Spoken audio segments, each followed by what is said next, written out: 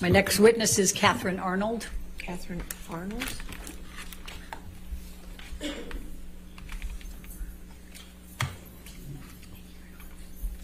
What the fuck is that? Do you solemnly swear or affirm to testify truthfully in this case with Pennsylvania law? Thank you.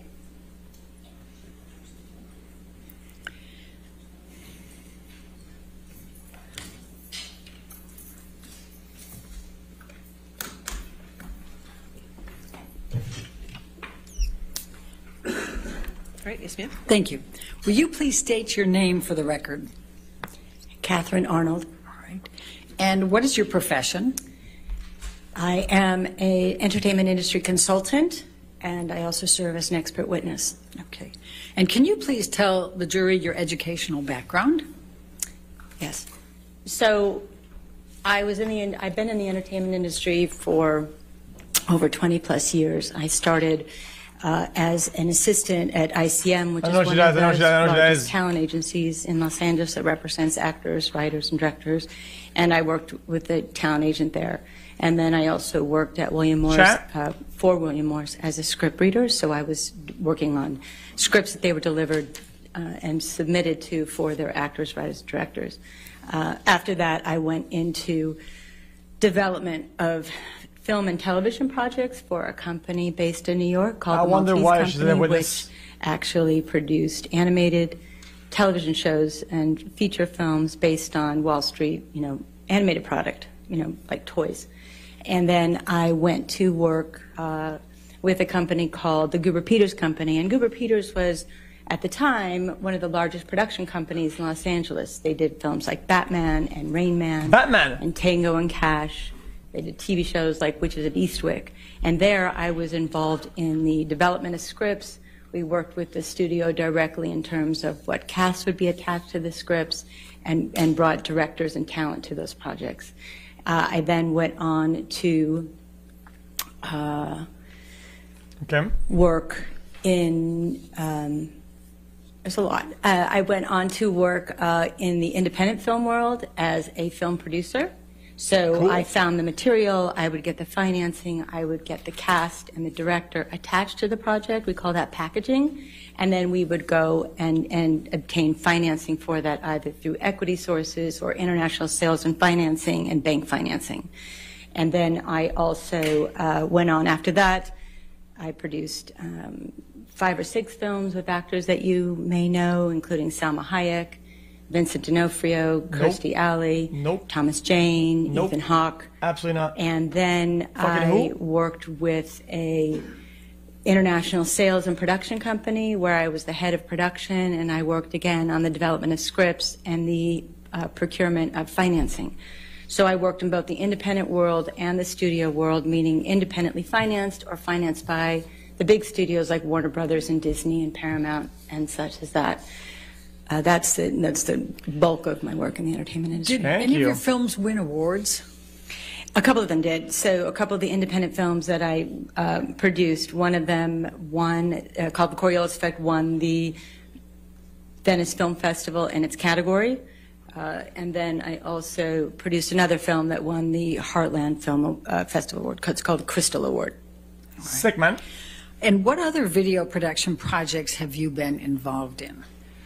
So throughout that time, in between those jobs, I also worked in the corporate world. So large studios like Warner Brothers and Disney and CBS would need corporate videos for their live events. So I would interview executives and interview their talent. I will also watch this one in a minute because I don't create video and media for their live sales conferences that they had at that time. And then I also produced some commercials. All right. And what, if any, experience did you have in corporate relations and licensing? So early on in my career, I worked at the Los Angeles Olympic Organizing Committee. No shot. And I worked in the licensing department where we handled the licensing of the Olympic logo. And we also worked with sponsors and suppliers who were funding those Olympic Games. So it was a lot of contractual negotiations with the use of the logo, as well as raising money for the games and working with those corporate sponsors throughout the 2 years prior to the games and then during the games themselves. And what, if any, experience do you have working on film festivals? Well, I've had films in festivals. I've actually been very lucky to travel the world and gone to a lot of festivals with my films, both here in the United States and elsewhere. And at one point, I was also hired to raise sponsorship funds for the Sundance Film Festival. They had a new program where they were starting to do online festivals, and so I raised about $500,000 for them in about a month. All right. And do you have a degree, a college degree? Yes, I graduated from UCLA with a bachelor's degree in economics. Cool. What does your current consulting practice entail? So as an entertainment consultant, having been in the business in both the independent and the studio worlds as both a producer and an executive, I work with investment companies and production companies who are looking to navigate the various inroads of Hollywood. It's a business is very different, and unlike anything else, it's very relationship-based. So I use my 20 years of experience to help them get cast, get financing, understand the distribution process, marketing process, and get them set up to be able to produce their films. Have you ever testified as an expert witness in the field of entertainment industry? Yes. Okay. Approximately how many times have you served as an expert? I've been involved in somewhere between 85 and 100 cases as an expert, from beginning stages to testifying in court. And have you ever testified as an expert on damages and defamation cases? Yes, I have. 100? Approximately how many times have you qualified as an expert on that? On defamation? Yes. I believe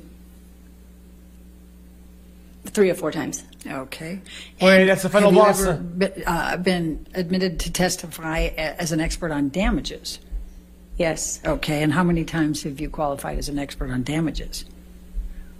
Almost all my cases have some form of damage economic damage related to the case. So I would say in all of the cases that I've testified in, I have been qualified in damages. Okay. Have you ever served as an expert for both? Have you served as an expert for both plaintiffs and defendants? Yes, I have. Okay. How much of your current practice involves consulting as opposed to serving as an expert witness? So over the last 10 or 12 years, it's been about 50-50. So I spend half my time working as a consultant and the other half working with lawyers on their cases.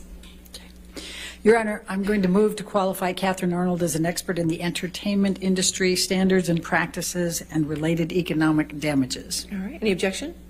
Wait a minute. So moved. Thank you. Now, you have a dual role here as an expert, correct? Yes. Now, you're going to be testifying with respect to Mr. Depp's challenges to or claims of damages, and you're also going to be testifying to Amber Heard's damages, correct? Yes. Wait, All right. her damages? I'll start you with Mr. Depp's claims for damages. Okay. With respect to Mr. Depp's claimed damages, on what subject have you been asked to offer your opinion? So I was asked to assess any alleged damages that the op-ed piece in the Washington Post that Ms. Heard wrote, whether that impacted his career in any way, particularly. I know he's going to swing, but it's just ironic. Any economic opportunities because of the op-ed piece specifically. All right. And have you been asked to limit that to the period of December 18, 2018, with the date of the op-ed, through November 2, 2020? Yes. Okay. Now, what materials did you review in making your analysis? There were a lot of documents. I reviewed the pleadings of the case, the complaints, the discovery items, the responses to what they call interrogatories, which are the questions that the lawyers ask both sides. I reviewed Mr. Depp's deposition testimony, which there were volumes of that, as well as Ms. Heard's. I also reviewed the deposition testimony of the experts that were proffered that had to do with the entertainment industry, the agents and the management teams of both sides. Stop looking at me, man. Ron Schnell, the data expert. I also reviewed emails and texts between the parties, between their families, between their management teams, the audio recordings, the visual recordings that have been presented in this case and the previous cases that have been involved in the last couple of years. I also did my own independent research from general publicity and press and investigative articles, as well as those that are specific to the entertainment industry, and utilize some entertainment industry specific bruise is sources back. to get some information that was helpful to my case, to the case. Thank you, Ms. Arnold. Please describe for the jury your observations with respect to Mr. Depp's career trajectory. Well, Mr. Depp has had an extraordinary career over many years, so it's a long one to look at. Obviously, he was a rising star in the late 80s and in the 90s, starting with 21 Jump Street, and you've heard, all the films that I'm sure he's been in. He really started to break through when he worked with Tim Burton, the director, and of course his character Jack Sparrow in Pirates of the Caribbean was, world renowned. And probably his biggest role, and he was a well-liked both critically and within the industry and within the public as a movie star. And at the same time, his behavior and both on and off the set, in his personal life and in his professional life, start to interfere with what we would say, what everybody saw was his great talent. And it started, there's some stories of issues that started back in the 80s and the 90s, but I would say really in the mid-2000s, between 2006 and 10, is when the behavior started affecting his work to a certain extent in terms of lateness on set. He was at his prime. As Ms. Jacobs, his talent agent, discussed with you in her deposition, he was it priming. really started to affect her ability to get roles and the industry's willingness to work with him, given the issues that he was having with both behavior, tardiness, drinking, and the drug abuse, and other issues in his personal life. So it got more complicated for her to find him work, and I think it got harder for production companies and studios to hire him due to the challenges that would put on a production. And when did Mr. Depp's career downturn begin, based on your review of all the record evidence? Well, again, according to Ms. Jacobs, his agent, she mentioned that it started getting more challenging for her around 2010. The lateness on set was being made, she was being made aware of that more and more often from production executives and the producers that she was working with on the Pirates movie, and not only Pirates, it continued on the other films, including Mordecai and Murder on the Orient Express, and in around 2014, when he had the appearance, it was presumed that he was under the effects of alcohol at the Hollywood Film Awards in 2014. Objection, Your Honor. Oh, boo-hoo. She's answering. Oh, my God. Overruled. Please continue. Thank you. In 2014, when Mr. Depp appeared in the Hollywood Film Awards, Ms. Jacobs received many phone calls from both producers, casting directors, and production executives asking her, what is going on with your client? Why, what's going on with his behavior? Can we get him under control? And then I think it really started to shift around the Pirates 5 movie in Australia with, again, the lateness and the issues with the finger that stopped production and things of that nature, and then it got harder and harder. Now, based on your analysis, what has caused Mr. Depp's career downturn? Objection. No foundation. Overruled. Can you please repeat the question? Based on your analysis, what has caused Mr. Depp's career downturn? And I realize you've said a number of those, so just, is there anything else? Sure. Well, we've talked about the erratic behavior, the tardiness, the drugs and alcohol abuse, and the lawsuits have had a really big impact, not just this lawsuit, but previous lawsuits that Mr. Depp has been involved with, because there's a lot of publicity around anything that he does. And every time he has filed a lawsuit, it has brought to light various issues with respect to whatever that lawsuit was about, whether it was about, erratic behavior or domestic abuse or drugs and alcohol and even spending habits. So every time a lawsuit has been filed, spending the press habits, and the publicity has just been charged up and brought everything back to light. And it's been an unfortunate problem on that level for the industry to continue to work with him, even though all this is out in the public. For the films that were shortly before Pirates 5, how successful were they? We're talking Mordecai, Alice Through the Looking Glass. I think you testified to some of those. The Lone Ranger, Tonto. Right. Objection, compound. Overruled. Also, he's an actor, not a producer. Of course, Mr. Depp has had some obviously extremely successful films, but also in the 4 or 5 years prior and through Pirates, there were films that didn't do well at all and were considered what the industry calls a bomb, which could have been Alice Through the Looking Glass, The Transcendence, the Lone Ranger, and Mordecai were films that just didn't perform, although they were valued in their financing based on Mr. Depp's star quality and acting ability. Unfortunately, they just didn't perform. So as many hits as he's had, he's also had a lot of recent, what they call failures in the business. And what, if anything, did Mr. Depp do with respect to showing up for a press conference in Japan for Mordecai? Ms. Jacobs mentioned in her deposition testimony that Mr. Depp didn't show up for the press conference in Mordecai, which he was not only an actor for, he was also a producer, and he didn't show up. Apparently he was sleeping, so he wasn't able to make it. Okay. Oh, wow, Now, that's it. What, if any, impact did the Brooks litigation have on Mr. Depp's career? Is the jury familiar with this already, or? Well, I think you can, Okay, so the Brooks litigation was, there was a litigation around Mr. Depp had punched someone on one of the, I think it was a location manager, on the set of a film called City of Lies. I don't know exactly what happened to that litigation. However, of course, again, it was written a lot about in the press, and unfortunately came to the forefront that he had, violent behavior yet again. So in 2018, and I'm going to say before the op-ed on December 18, 2018, right. Was there any negative articles, negative press about Mr. Depp?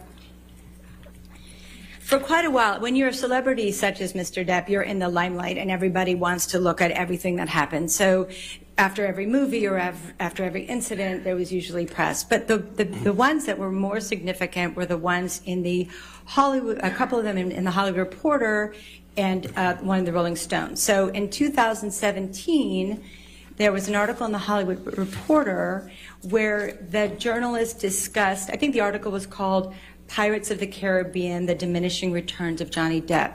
And how is it only him? Pirates, the last one was 5, right? And that one didn't perform nearly as well as the other previous Pirates of the Caribbean films.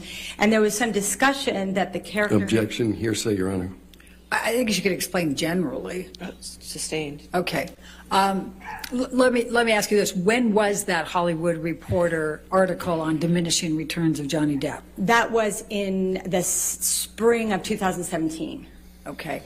And you said, and I just want to make sure we understand, how well did Pirates 5 do compared to 1 through 4? It performed less well by over $200 million. Okay. That number is irrelevant if you don't have the scale for it. What other negative press was there in this time frame? We'll take 2017, 2018, before the op-ed. So in 2018, there was the Rolling Stones article that was an in-depth expose on Mr. Depp's life. Again, his erratic behavior, the money he was spending on wine. Objection, Your Honor, hearsay. I think she can give generally, Your Honor, the negative. Sustained. All right.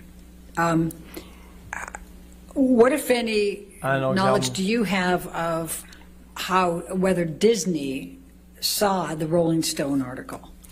There were emails between the publicity department and the co-chairs and some of the senior executive Disney that they would forward the articles as they came out, both the Hollywood Reporter article and the Rolling Stones article.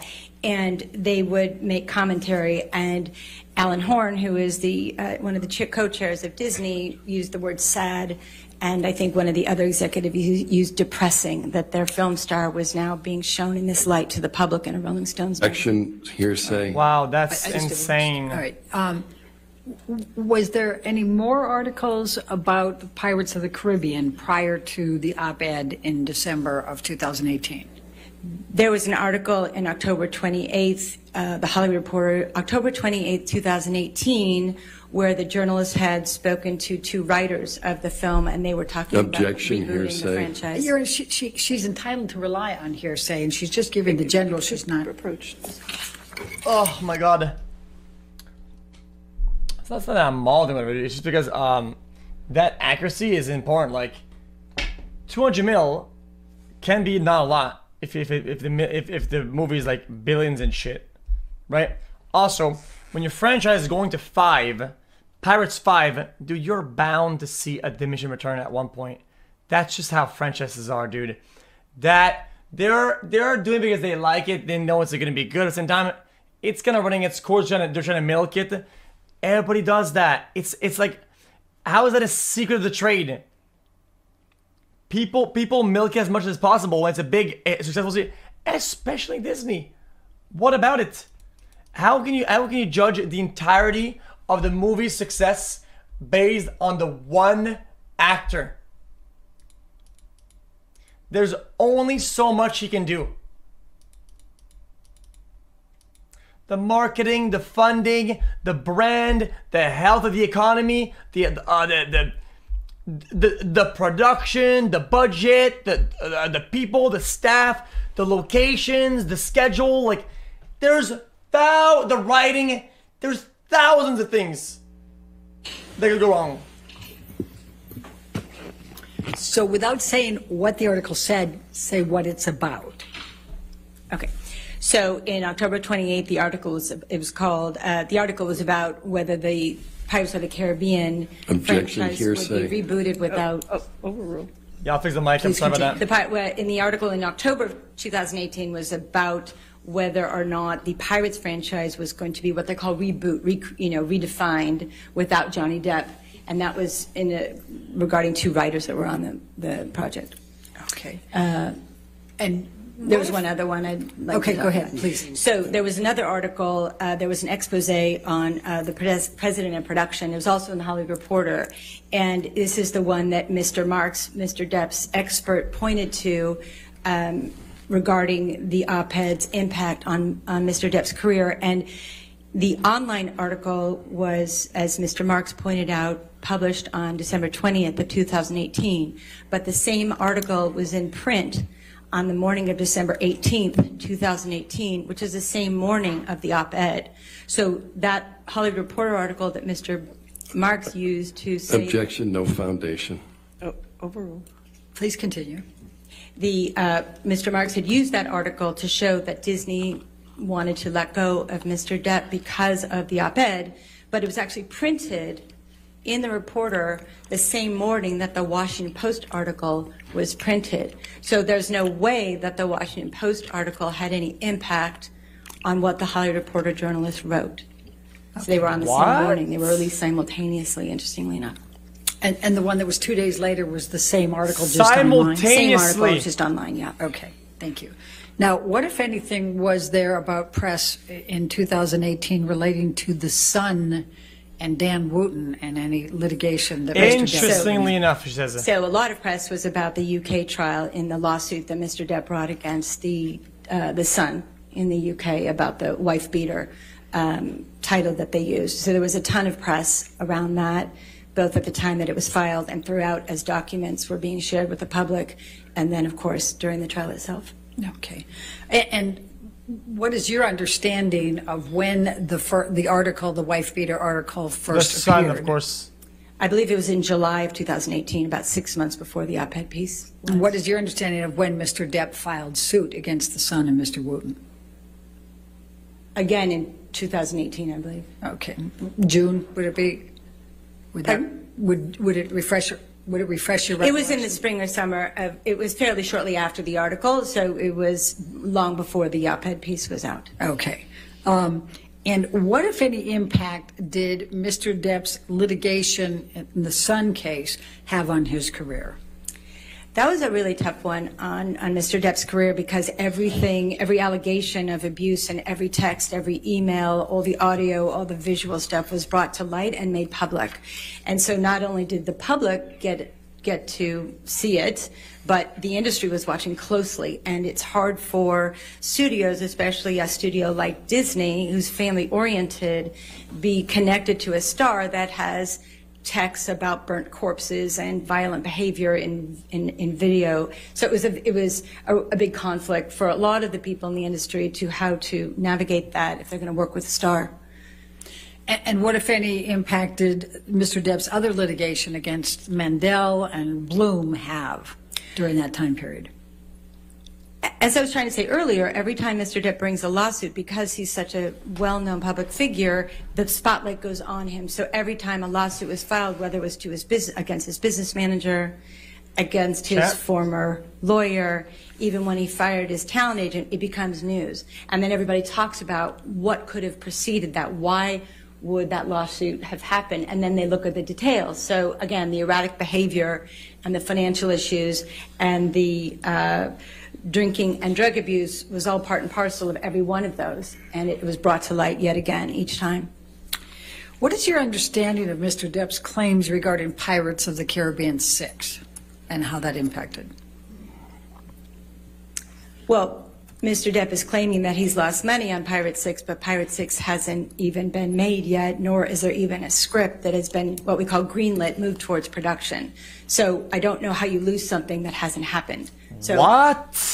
I think that's what you're looking for me to. And in fact, since Mr. Depp's damages are limited November Is she smoking crack? 2020 and nothing since, and that hasn't happened, is there any way he could claim damages for Pirate 6? Well, Objection leading. Overruled.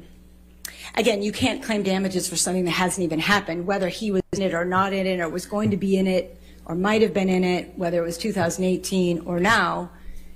There just is no Pirate 6.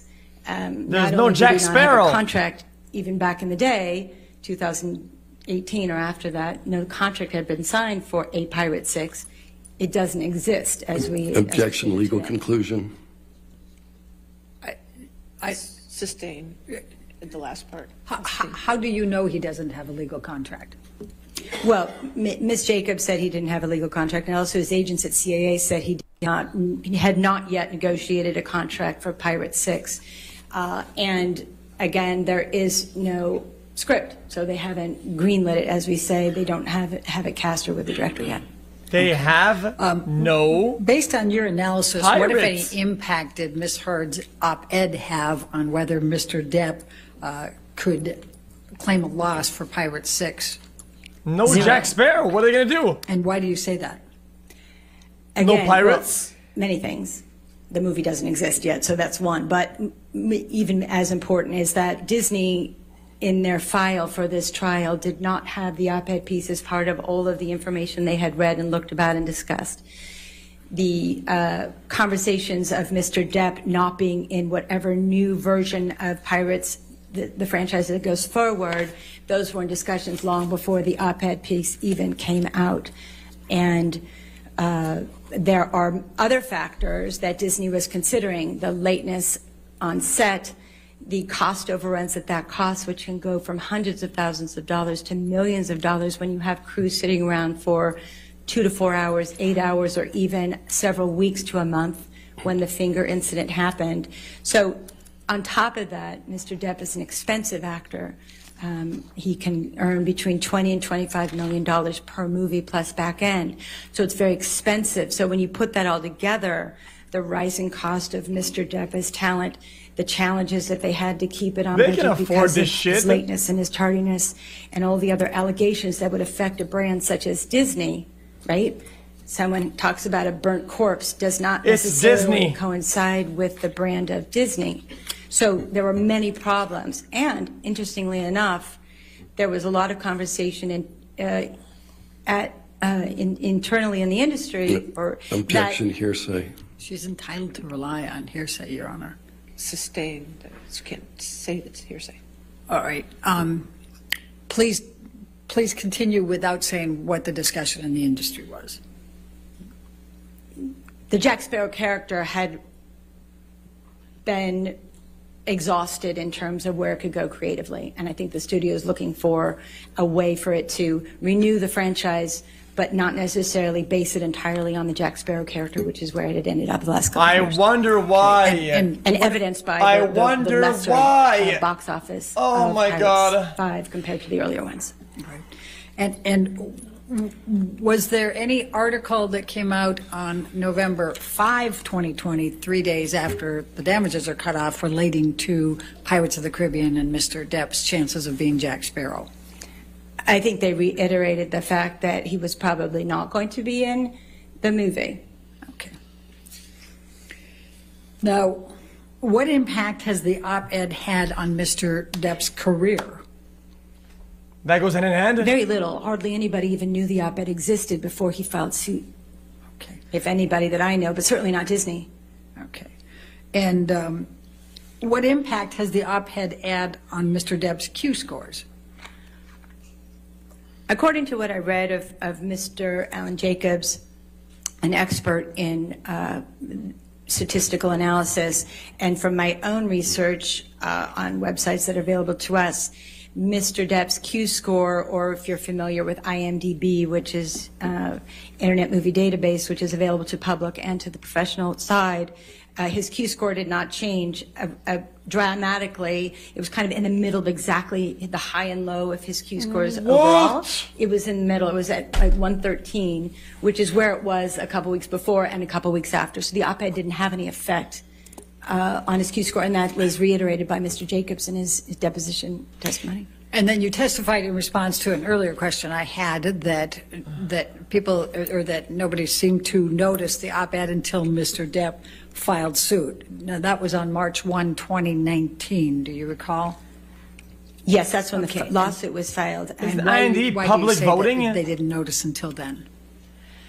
Because the op-ed piece, for most people in the industry, kind of came and went without much fanfare or much conversation. It was much more about I don't think very many people even know it was written. I'm going to hire Johnny Depp. Let's check his IMDb. Mr. Depp in the lawsuit. What? Kind of Nobody does that shit. came in and out of the radar very quickly, if anybody even saw it at all. All right. Between December 18, 2018 and November 2020, November 2, Man, I don't know that. 2020, Everybody knows this. window here, has Mr. Depp continued to star in films? So Mr. Depp, so the article the op-ed piece came out December 18 and 20 of 2018. In January and February of 2019, he shot a film called Minamata, which was an independent film that it was what we call a passion project. He loved the script and wanted to do it. So he was able to film that after the op-ed piece. And then the Dior campaign, Sauvage, I don't know the exact dates of filming, but I know that it did air throughout 2019. And it's my understanding that he still may have that contract with Dior, so he continued that product endorsement. And then in in the spring and the fall, I believe it was, Mr. Depp was able to do press for the film Waiting for the Barbarians. He went to the Deauville Film Festival. He went to the Venice Film Festival. He was well received at the press conferences. You know, life was at the same level for him in terms of his popularity over in Europe. They were still, he was still working on press for the films. And then, of course, he was scheduled to film Fantastic Beasts in early November of 2020. Okay. And that's no longer the case, is that correct? Objection, Your Honor. What's the objection? Can we approach? Okay. How has she been in 100 fucking lawsuits, this person? Dude, she's like a fucking grandmaster testifier. She smiles, she laughs, she turns, dude. And that's no longer the case, correct? On Fantastic Beasts. I don't want you to say anything more than that. That's no longer. It's no longer the case, correct. He's no longer in that film, correct? He was paid for it, but he does not star in the film. Okay, thank you. Now, what, if any, effect did the op-ed have on Mr. Depp's fan following? Google and IMDb, Andy. True. I don't know if I don't think it had any effect on his fan following. Again, his Q scores didn't shift, and he clearly has a strong fan Nobody base. goes back and In your changes their opinion, cues. what or who has forget it. caused the damage, if there is any, to Mr. Depp on his career and reputation between December 18, 2018 and November 2, 2020? Objection, speculation. Overruled. Mr. Depp. And why do you say that? Well, again, filing the lawsuits, bringing to light the issues, is Mr. Depp doing that on his own accord? And any statements that were made by his team, Mr. Waldman or anyone else, is associated with Mr. Depp, and those statements that came out, the defamatory statements, which we'll talk about in a minute, were also Objection. put out by Mr. Depp's team. So in actuality, he's causing his own demise by bringing these lawsuits forward and continuing to kind of ignite the fire of negative publicity around both of them. Well, that's fucking zero-headed. Are all That's of your opinions true zero-headed. within a reasonable degree of probability or certainty with respect to Mr. Depp's damages? Yes. Okay, thank you. Now I'm going to move you to Amber Heard's damages. So funny. With respect to Amber Heard's claims for damages, on what subject have you been asked to offer your opinion? Actual moronic person, this person. So I was asked to look at the reputational harm and economic loss that Ms. Heard incurred due to the defamatory statements that Mr. Waldman, on behalf of Mr. Depp, made in April of 2020 On behalf? and again in June of 2020.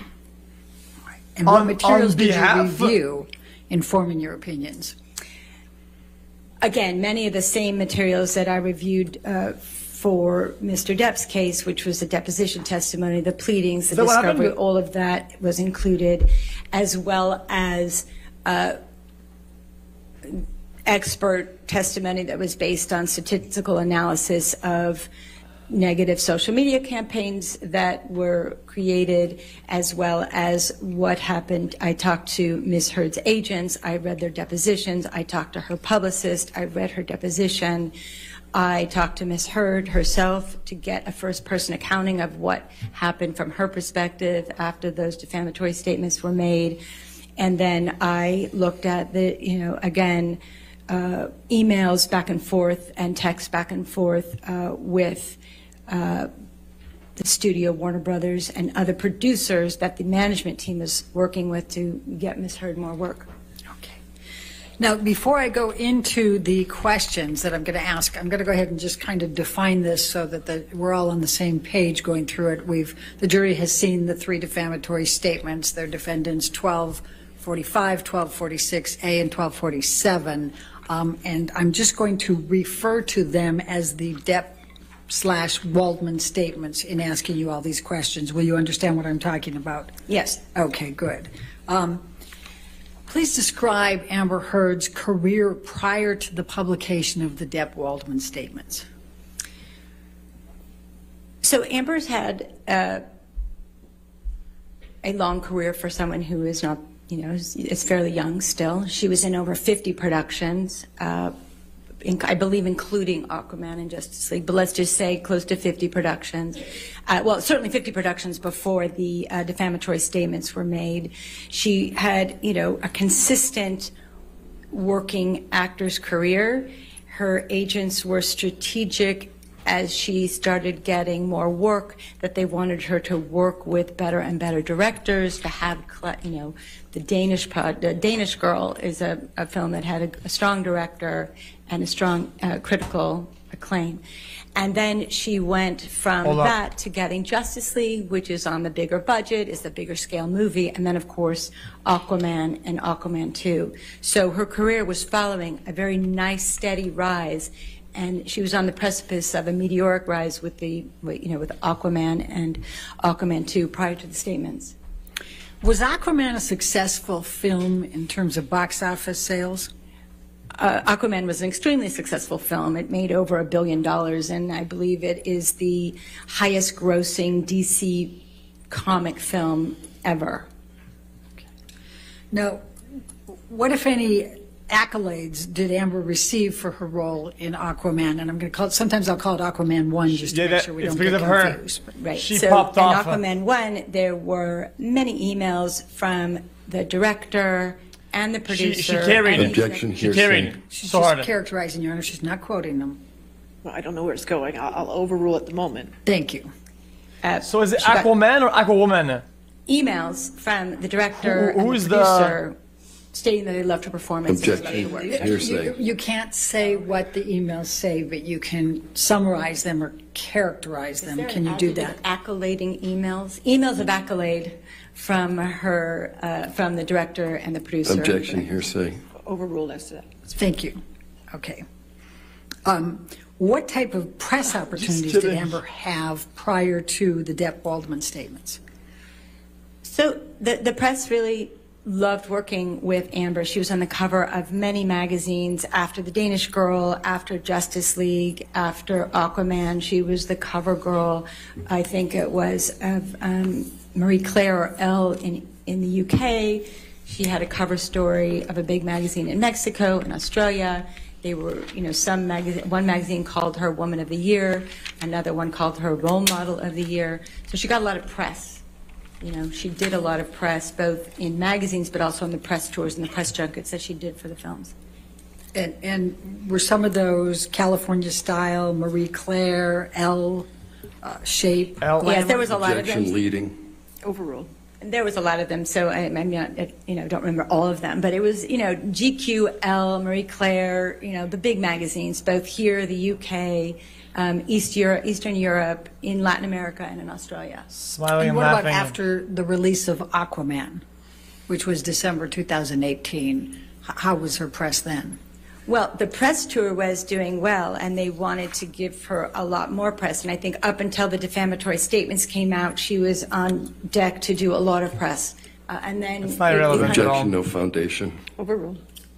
Please continue. So the press and the request for press went silent after the defamatory statements were made, and which then the negative social media campaign ensued after that. Now, what factors relating to social media does the entertainment industry rely on when considering an actor for a role? Social media becomes a big part of how studios decide to use an actor. 1.2 million negative statements between April of 2020 and November or January of 21. It's a lot of negative publicity, and there was just a lot of what we call noise around Blue-screened. Ms. Heard and her work of any kind. Can you please describe to the jury what BlueStacks. a negative social campaign is? So a negative social campaign would be when a fan base, or in this case, according to both the forensic statistical analyst as well as Ms. Heard's agents and the product that she was working with, L'Oreal, and her publicist, MD, yeah. it was a campaign that included both live accounts, live Twitter, people that actually have are individuals, as well as what we call bots. Objection, may I be heard? All right, here I come. I gotta go back to this also. I'm super tired.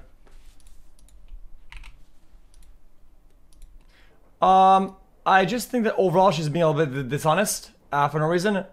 I think that they, for some reason, I don't necessarily agree with them going on a stand and as professionals making like dishonest statements.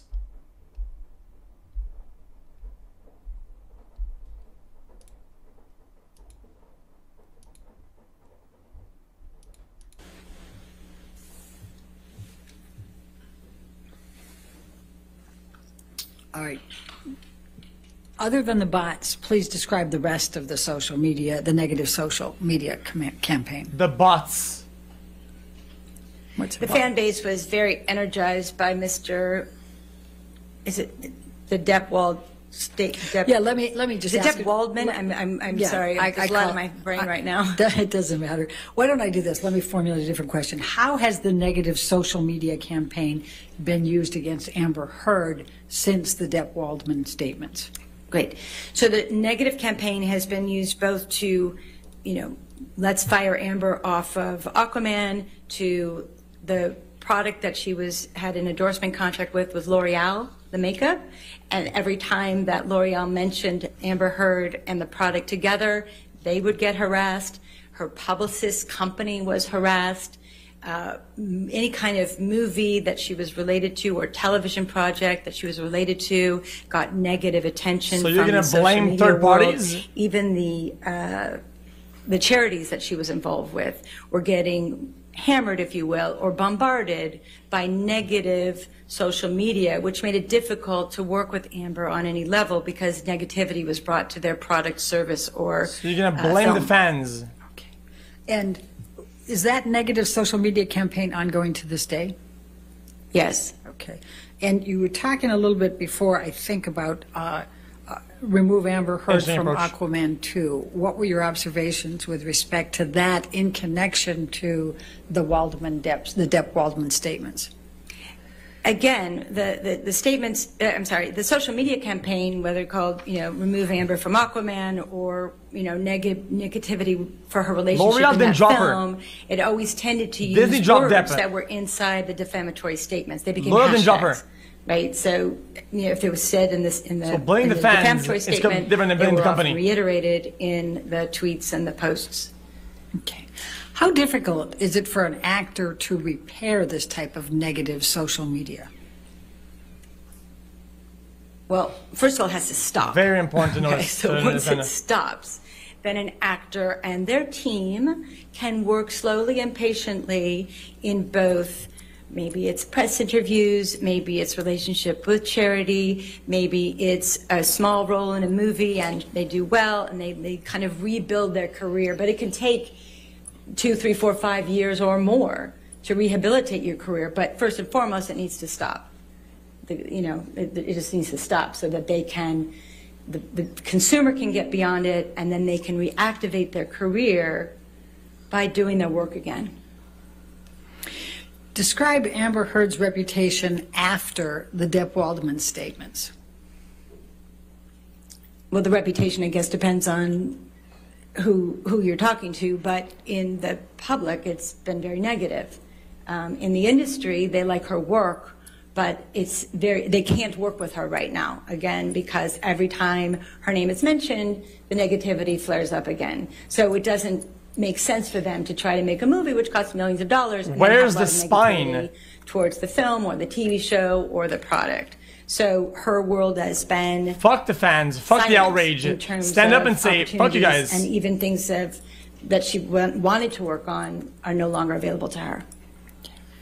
Has Amber been able to obtain roles after the Depp Waldman They will statements? still consume and they know that. For a long time, no. Anything Very else is recently, irrelevant. She was able to do a small independent film from some people out of who get their financing out of Europe. But up until that, no, she has not worked. Outrage Andy on Twitter. Do not No. depict the fan base of anybody. Based on the fact Dog that shit. Amber came out of Aquaman, what should her opportunity, what would you have expected following the release of Aquaman December 2018 up to what's going on now? I like to call Aquaman really, Amber Heard's Star is Born moment. It was that moment where not only was she a good actor, but she was now world renowned because she was in the most successful film almost of all time, if not all time, and certainly for DC Comics. She was on the poster with the very handsome Jason Momoa, and they were this couple, and she was strong and beautiful, and it was just this extraordinary moment for her career to take off, right? Her agents were excited, the producers were excited. 6.8 on IMDb. Everybody just wanted to hit the ground running, and let's do more. Let's do more work. What, if anything, happened to Amber's participation in Aquaman 2? So for a moment in time, in February 2021, there were conversations that Amber's, I'm going to be technical with you, her option for employment was not going to be exercised. So they may not have hired her again, even though she had a contract for it. There was some question as to whether she was going to be hired again on Aquaman 2. All right. And did ultimately then she still get hired for Aquaman 2? She did. Her management team fought very hard, and they ultimately ended up hiring her, but also not only because of what her management team did, but Jason Momoa, the star. Wait, but there's no Aquaman 2, and she's not in it. So therefore, no damage, right? Objection, no foundation, hearsay. Right? Sustain the Don't objection say to what the hearsay. email said, just summarize it or describe it, Oh, please. okay. I'm sorry. I'm just trying to understand this world. So her management team worked hard, and Jason Momoa What? and the director were adamant that she was in the film. Objection, hearsay. Worked hard I think to be in the film. Your Honor, she has to be able to say that. Well, sustain as to hearsay. Next Right. question. So what, if any, assurances did Mr. Momoa and Mr. Wan give Amber that she would be in Aquaman 2? Objection, hearsay. Sustained.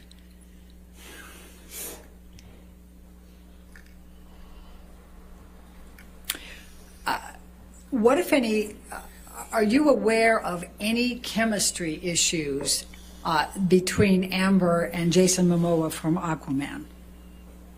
According to the fact that they did a chemistry test with Ms. Heard and Jason Momoa in order for her to be hired, that is a good indication that they thought the two of them had good chemistry. Obviously, when you look at the movie, they have good chemistry, and the poster, they have good chemistry. So I think it's general Like awareness that chemistry they had tests? good chemistry.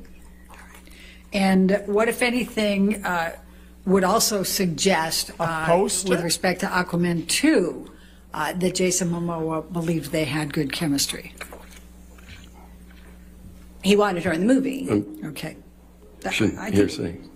I think she has to be able to rely on. Sustained. I'll strike it from the record. In your review of all of the record evidence, what, if anything, did you see in writing anywhere that there was ever any chemistry or creative issue with Amber Heard and Jason Momoa from Aquaman 1? There were no communications whatsoever that there was no chemistry between the two. And what, if anything, did you, in all the record evidence, did you see that the producer or Jason Momoa did not want Amber Heard in Aquaman 2? I did not see any evidence of that. Okay. In fact, the opposite, correct? Correct, again. Overruled. Thank you, Your Honor. Now, what, if any, leverage did Amber Heard have to renegotiate her salary under the circumstances of the discussions you were talking about with not exercising her option? She had zero leverage. She was fighting for her life to stay in the film. Okay. Now, is it typical for an actor to be able to Wait, zero leverage? negotiate an increase in their salary after a successful franchise?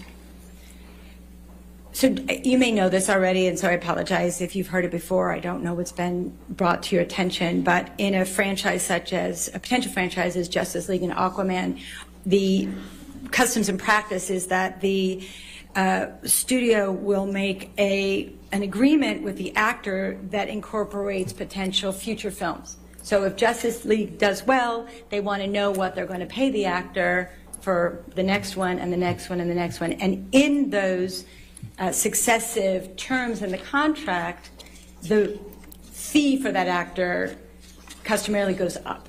It can go up by 10%, 20%, 100%. It could double, what have you. And in the case, as Ms.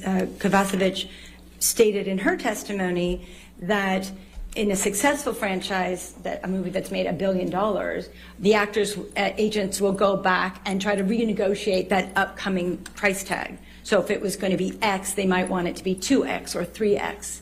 And that's very standard in the industry to renegotiate your contracts when there's many films in one single contract that each have their own price points. Okay, makes sense, yeah. What, if any, other actors in Aquaman 1 were able to renegotiate their contracts?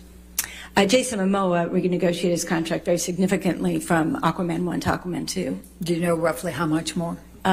It went up from the, somewhere between 3 and 4 million to 15 million. Okay. 5X, Did Amber have decent. a contract for Aquaman 1? Yes.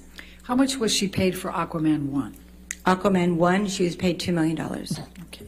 And and did that same contract provide for if she was in Aquaman 2? I'm sorry, I apologize. Aquaman 1, I believe she got $1 million. Aquaman 2, she was supposed to get $2 million. I apologize. The numbers, there were a lot of numbers in that one contract. So Aquaman 1, it was $1 million. Aquaman 2, it was going to be $2 million. All right. Now, based on your experience and knowledge in the industry, how much would Amber Heard have been able to negotiate her contract but for the Depp Baldwin statements? For Aquaman 2, I'm asking. Right. Well, as you can see from Mr. Momoa's contract, that went up exponentially, up to $15 million.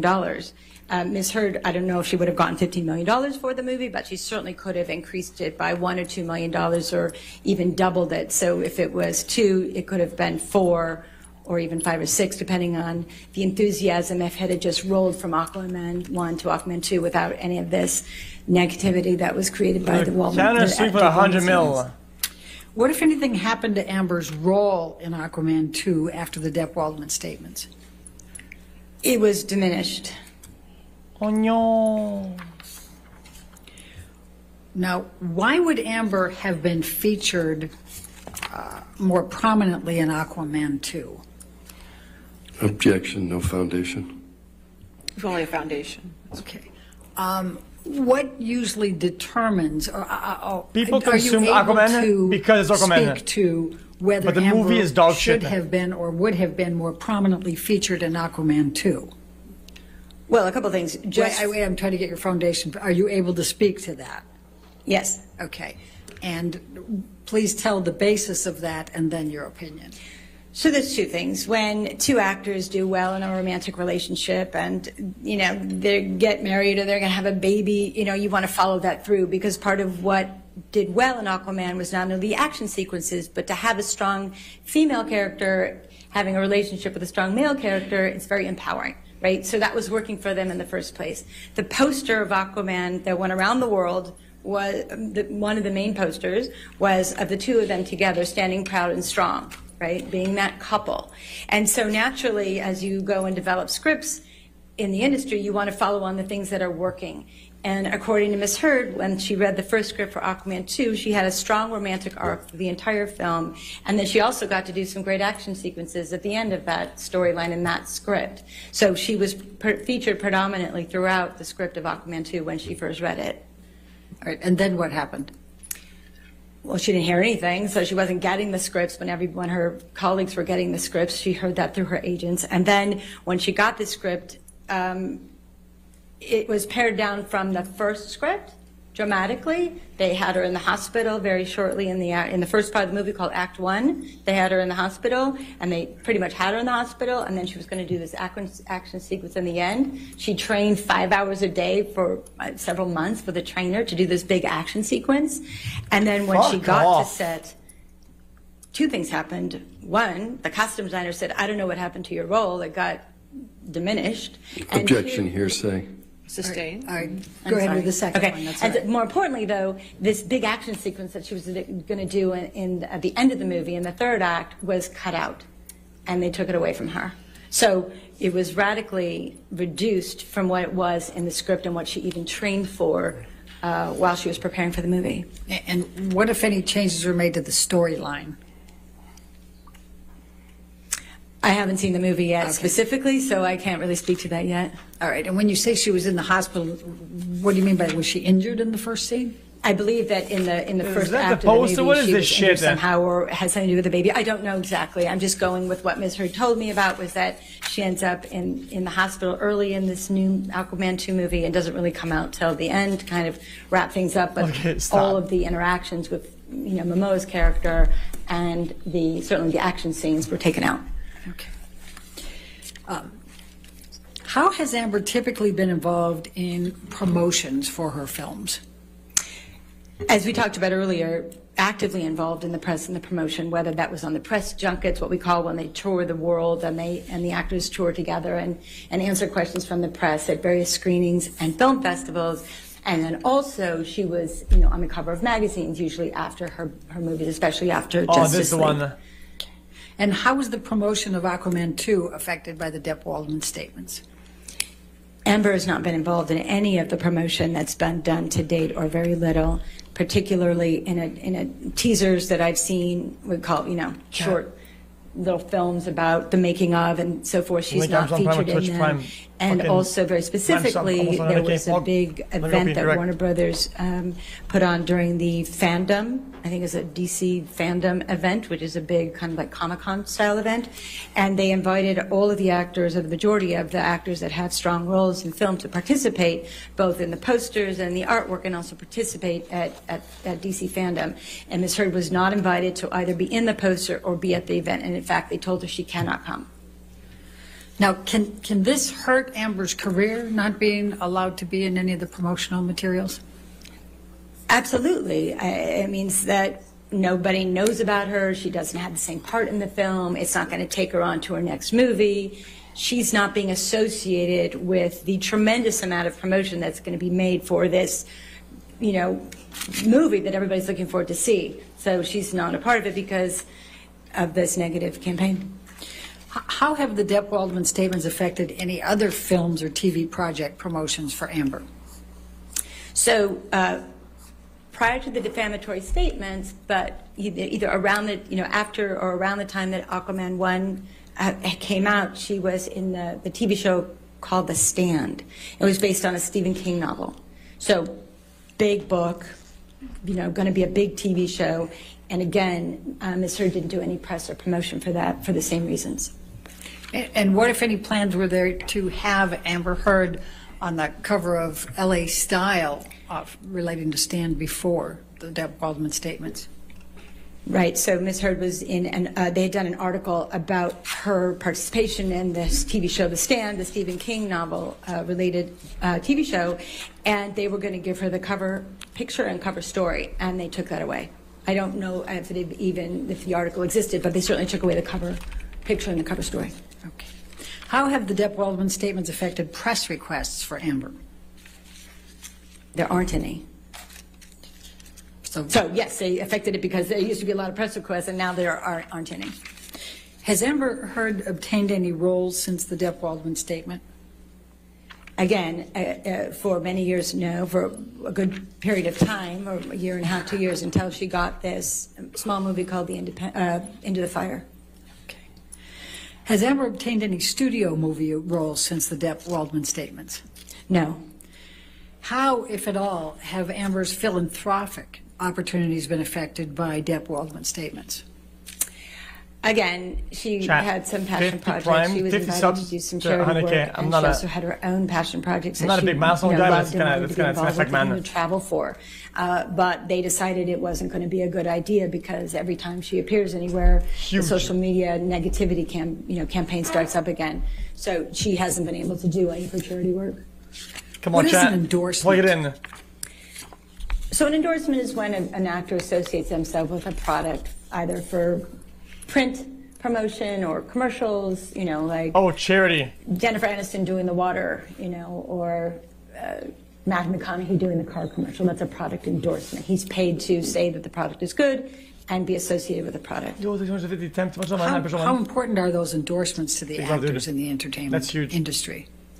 Well, very, very important on two levels. One, one, they bring a good amount of income to them when they're not shooting a movie, so it's a good way to make money in between film roles. And then also, it shows the studios and the production executives and the financiers that the actor is relevant in the community because they're being associated with a product. So if it's a well-known product, that's really great. If it's a medium product, that's great, and so forth and so on. So you want to be, if you can, and if that's something that you like to do, not everybody does, but if they like to do that, then they can get a lot of value out of those product endorsements because then the studios see that there's a connection with the consumer, not just on the film, but also with product. Did Amber have any endorsement activities prior to the publication of the Depp Baldwin statements? Yes. Please explain. So Amber was hired by L'Oreal to be a product and endorse their product, the makeup line. And she had a $1.5 million contract for 2 years. And they were able to work. They had 20 days of her work. They had the right to work with her for 20 days.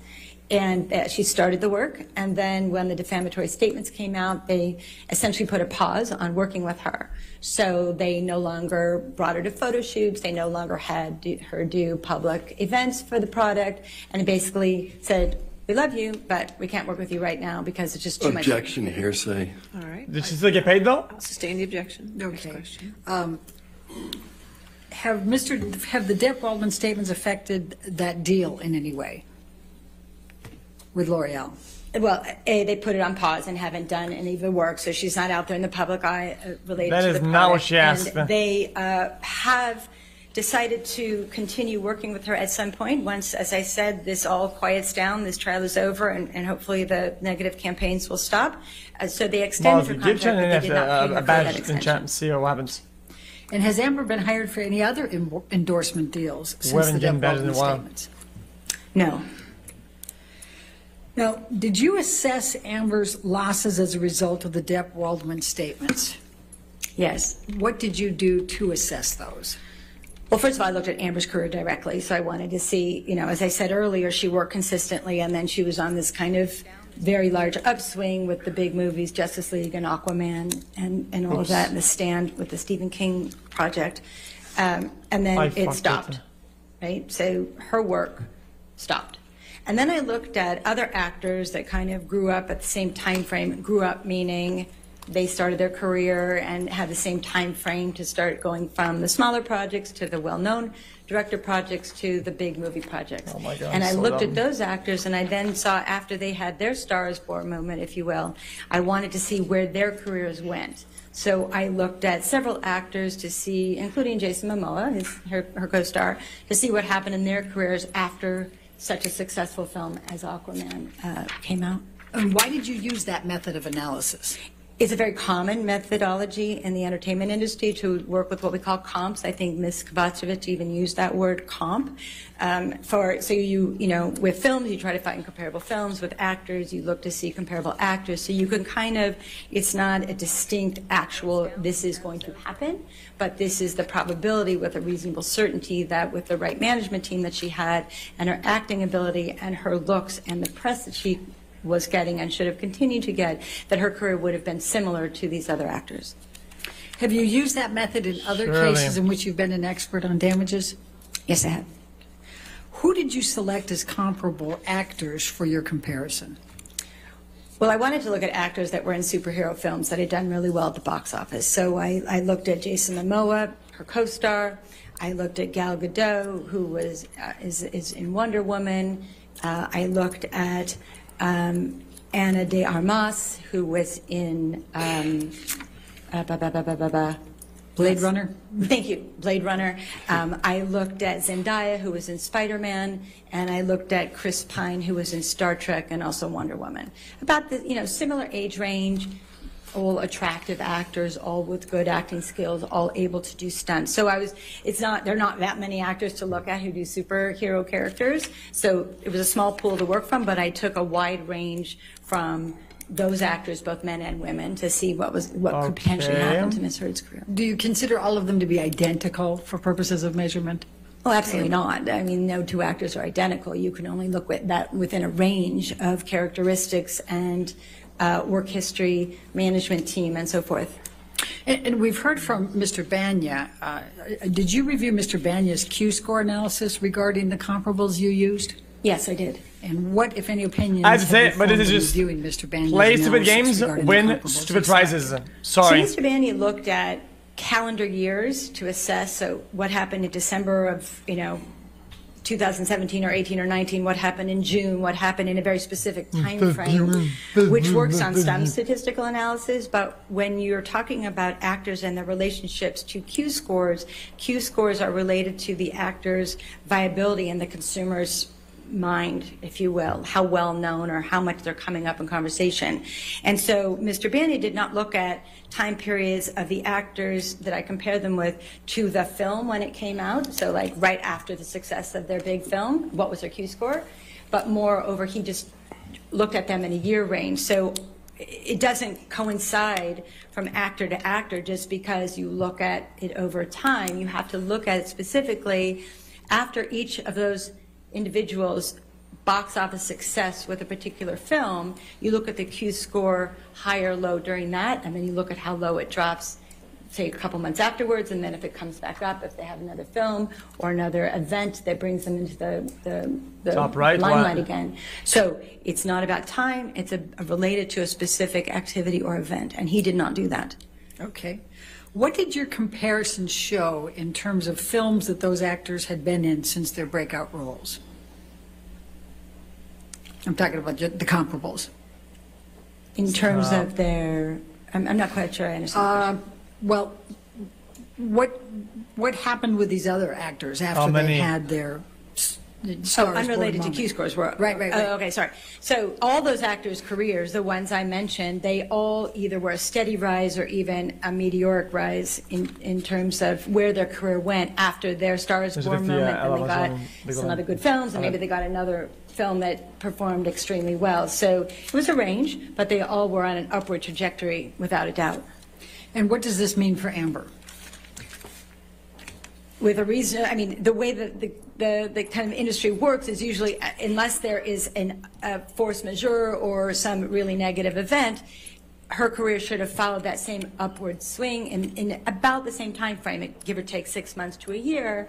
But it would be very reasonable to believe that her career would have been on an upward trajectory. Unless she did something stupid. Of those other actors. Right? What, if any, comparisons did you make respecting endorsement What deals could of these possibly actors go within? wrong? You know, again, all those actors that we've talked about all did multiple endorsement deals after their big movies or after their big series of movies. You know, Jason Momoa is on, you know, Rocket Mortgage and Harley Davidson, as well as, you know, 5 or 6 other companies. Zendaya is Lancome and fashion and water and jewelry, and Gal Gadot and Chris Pine and Ana de Armas. They've all done either a couple or many, and all of them have associated with a large brand. Unlike Amber, who hasn't even been able to work on the one contract that she had. She certainly didn't get any others. So what did your analysis show with respect to Amber Heard's losses, but for the Depp Baldwin statements? Outlandish They're comparison. significant if we follow the trajectory of her, you know, colleagues. Well, let's start with at Aquaman 2. What would she have realized there? Well, as I stated earlier, so from Aquaman 1 to 2, it went from $1 million to $2 million, right? So that was a pre-written contract. It doubled. So the agents were very excited after the success of Aquaman to go and negotiate a much higher fee like they did for Jason Momoa. They weren't able to do that. So in that instance alone, it was more than likely a $2 million loss just from that movie alone. Oh, Two no. to 4, you'd said before? It could have been 4, it could have been 6. Objection leading. Sustain. Okay. What about other films? So once, as Amber's agent, Ms. Kovacevic, I was doing okay. Ms. Kovacevic said that once you get that quote of the $2 million from Aquaman 2, that kind of was like the baseline for any other movie she would have done. So any other studio movie would have started from there, and depending on the success of Aquaman and how much press she did, maybe she worked on another great director, independent film, whatever, that $2 million for a studio film, and had it jumped to $4 million. The movie didn't do well because of the acting. That then would have been the This basis. is just pure delusion. Any future studio film that she would have done, any big budget film, would have been the basis at $4 million, and then most likely have gone up from there if she was able to get others, which she should have, just like the other actors. Let's talk about TV for a minute. What would those losses have included? Well, On the Stand, which was, you know, about the same time as Aquaman, but got the press and the promotion got cut off because of the defamatory statements and the negative campaign. She got paid $200,000 an episode on The Stand. So Guys, on a TV Tobey series Maguire of went 9 hard on episodes, Spider-Man. What about it's after? He did a couple good $1.8 million. movies, but... So if she had, again, done other TV shows, it's very likely that whether she worked with a streamer or with one of the networks, that fee would have gone up from there. Come on Her now. agents would have been able to use the leverage of the success It's of a superhero. Aquaman 2 It's a fan base. to put It's an her, ideal. if she had It's done a another television story. show, given rise to even a higher episodic fee. Some actors go up to $1 million an episode. Jason Momoa's in his TV show got $1 million. So there's an exponential range of where she could have gone. All right. What about endorsements? Same thing, you know, all the other actors were doing over the course of a couple years period, you know, anywhere from 5, 6, 7 other endorsement deals, and Ms. Heard realistically should have gotten endorsement deals in other categories. L'Oreal is makeup, so probably not in makeup, but maybe water or clothing or jewelry or wellness, or it could have been anything else. And so she too That's should a lot have, of projections. with a reasonable degree of certainty, gotten other contract deals based on the success of the films that she's been associated with and the TV shows she's been associated with. And what would that have translated into in terms of dollars? So in terms of dollars, okay, so if it was $1.5 million for L'Oreal for a 2-year contract, and let's give her 4 other $1.5 or $2 million deals, which all those other actors, you know, especially the ladies, have gotten, then you're looking at an additional $8 million of income over time. I'm not saying this is in one period. We're looking Speculation? at as far back as the defamatory statements of 2020 to now, which is almost 2 years. And again, as I said earlier, even when this is quiet, it will take 3 to 5 years for her to rehabilitate her career if she can. So we have to look at it as a period of Massive a minimum of delusion. 5 years. Holy. So when I say $8 million for endorsement contracts, it would have been over time. What if any Holy. losses relating to production or film activities?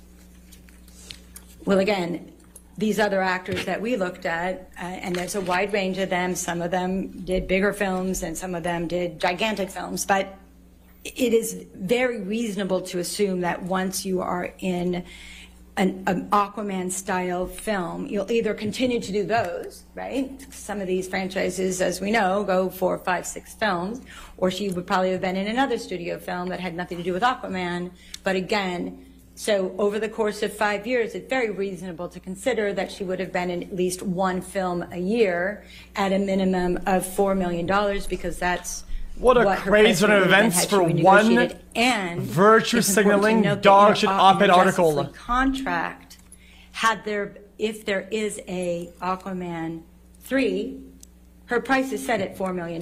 So it's very reasonable to assume and to believe that if she did a film a year for 5 years at a minimum of $4 million a year without any negotiation, which probably would have happened, but let's just say that baseline, that would be another $20 million over that time frame.